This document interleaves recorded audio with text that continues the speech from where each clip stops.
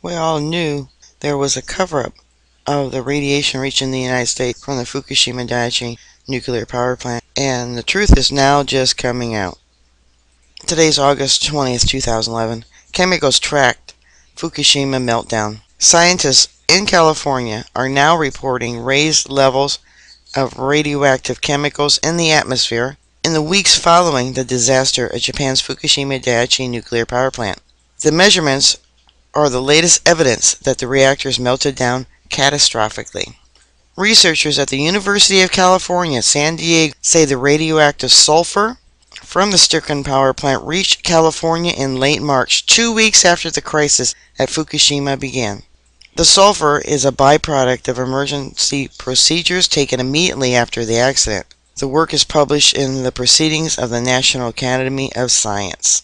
On March 11, 2011, the Fukushima Daiichi was shaken by a magnitude 9-point earthquake and slammed with a 13-meter high tsunami.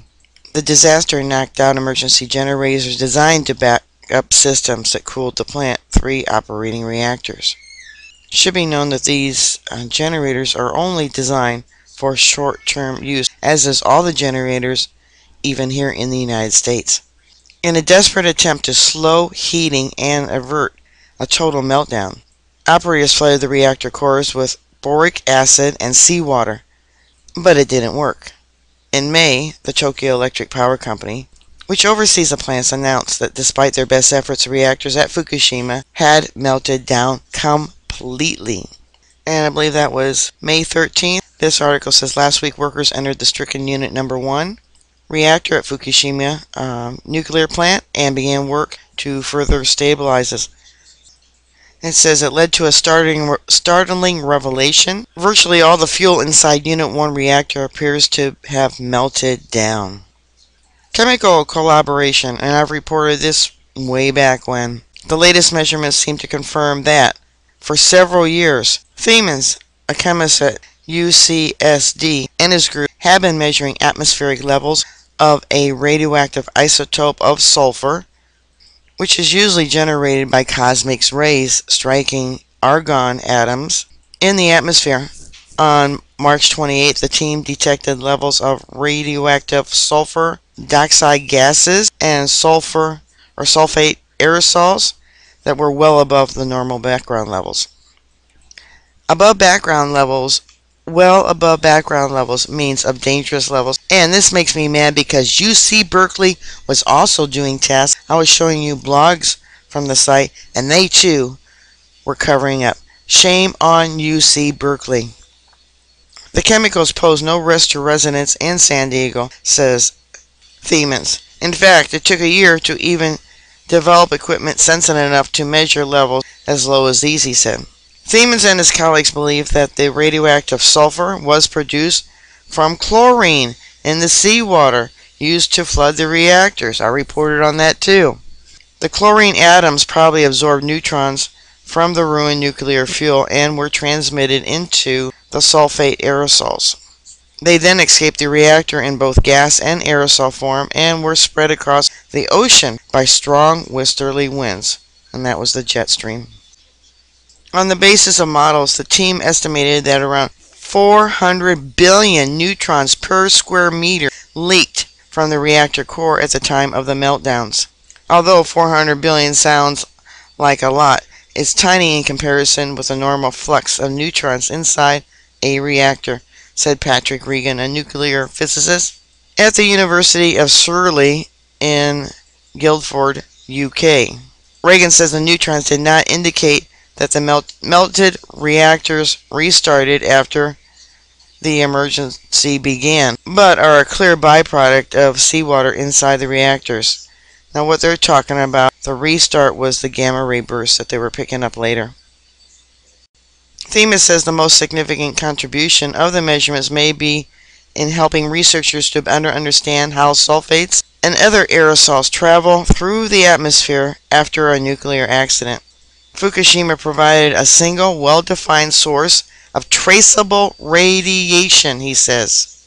Follow-up studies with Japanese colleagues will be very significant in uniquely addressing how and how fast radioactive spread. Yeah, that's not going to be easy to do, seeing how they keep lying over there. Here's that report. It says a recent earthquake and subsequent tsunami have extensively damaged the Fukushima nuclear power plant, releasing harmful radiation into the environment. Despite the obvious implications for human health and the surrounding ecology, there are no quantitative estimates of the neutron flux leakage during the weeks following the earthquake. That's because either they weren't taking them or they've been covered up. It says here, using measurements of radioactive, that sulfur aerosols, and the gas at a coastal site in La Jolla, California, Mom. Yeah, it makes me mad when your own family lies to you about radiation that they're picking up on their Geiger counter, and you ask them for the truth, and they don't do it. You know, this is when I wish I had my own Geiger counter. We show that nearly 4 times 10 over 11 neutrons per minute leaked at the Fukushima nuclear power plant before March 20th, a significantly higher sulfate aerosols activity as measured on March 28th in accord with the neutrons escaping the reactor core and being absorbed by the coolant seawater. The sulfate aerosols to produce the gases. Once produced, it oxidizes to the SO2 and the SO4 and was then transported to the Southern California due to the presence of strong prevailing westerly winds at the time. These measurements and model calculations imply that approximately 0.7% of the total radioactive sulfate present at the marine boundary layer of Fukushima reached Southern California as a result of the Trans-Pacific transport. Now, it's bad when people lie to you. The government lies to you. UC Berkeley lies to you. San Diego lied to us. Radnet lied to us. This makes me mad.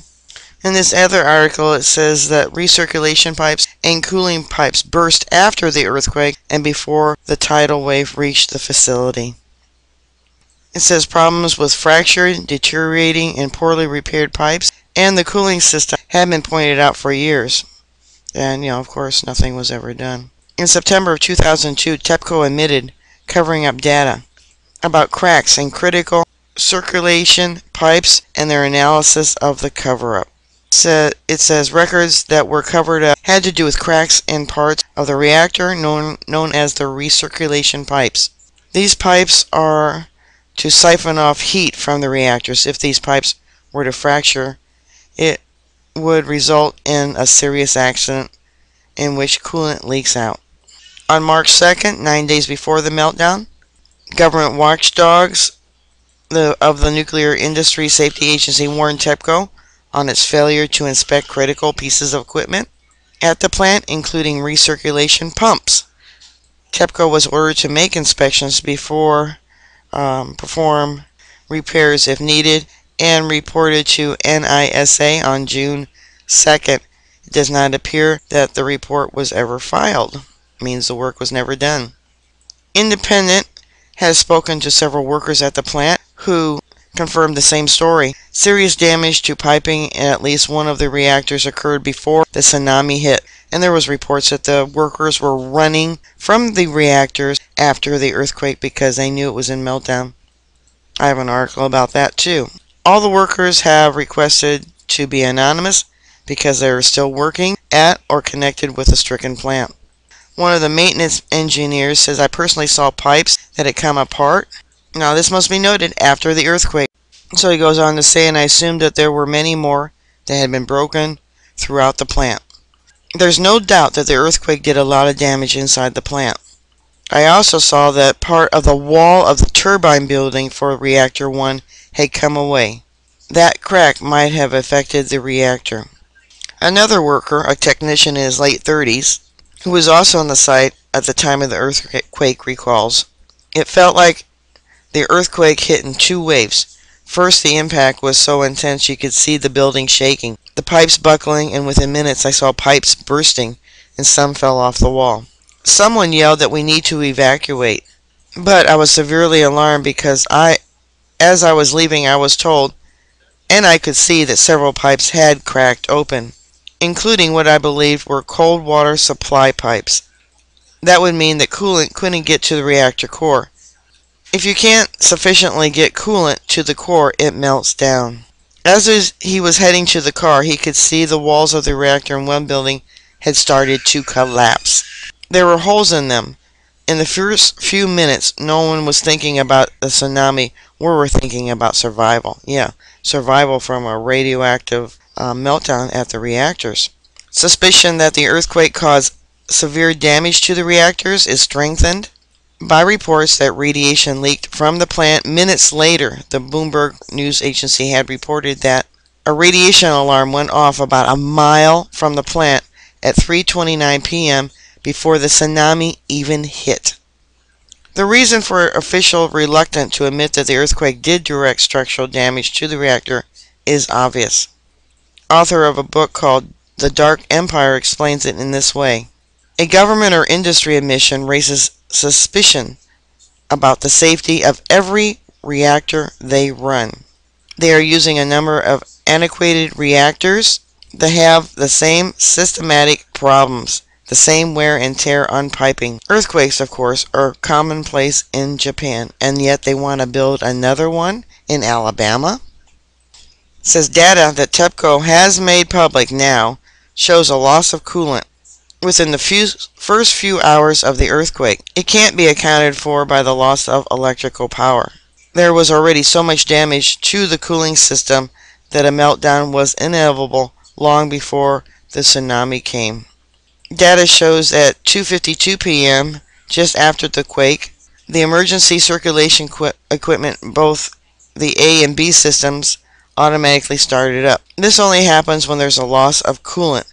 Between 3:04 and 3:11 p.m., the water sprayed inside the containment vessel was turned on. Mr. Tanka says that this is an emergency measure only done when other coolant systems have failed. By the time the tsunami arrived and knocked out all the electrical systems at about 3:37 p.m., the plant was already on its way to meltdown.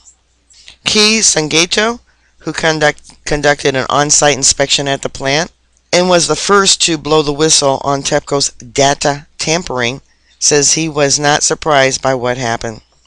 At 9:15 p.m., under the chief executive orders inside the reactor building, was declared a no-entry zone. At around 11 p.m., radiation levels for inside the turbine building, which was next door to the reactor, reached levels of 0.5 to 1.2 millisieverts per hour. In other words, the meltdown was already underway. At those levels, if you spent 20 minutes exposed to those radiation levels, you would exceed the 5-year limit for a nuclear reactor worker in Japan, and as we know, they've raised the levels of radiation they're allowed to be exposed to. Sometime between 4 and 6 p.m. on March 12th, the plant manager decided it was time to pump seawater into the reactor core and notify Tepco. Seawater was not pumped in until hours after the hydrogen explosion occurred at roughly 8 p.m. By then, it was probably already too late. Later that month, Tepco did in some way, sort of, as Mr. Burmy points out. Tepco also admitted massive fuel melt 16 hours after loss of coolant, and 7 or 8 hours before the explosion in Unit 1. Since they must have known all this, their decision to flood with massive volumes of water would guarantee massive additional contamination, including leaks into the ocean. Mr. Hasakuki says Tepco and the government of Japan have provided many explanations. They don't make sense. One thing they haven't provided us with is the truth, and it's time they did. Alright, I'm also going to do about the radiation levels that reached the United States, so stay tuned for that. Bookmark my site. I'll keep you up to date. Stay safe and God bless.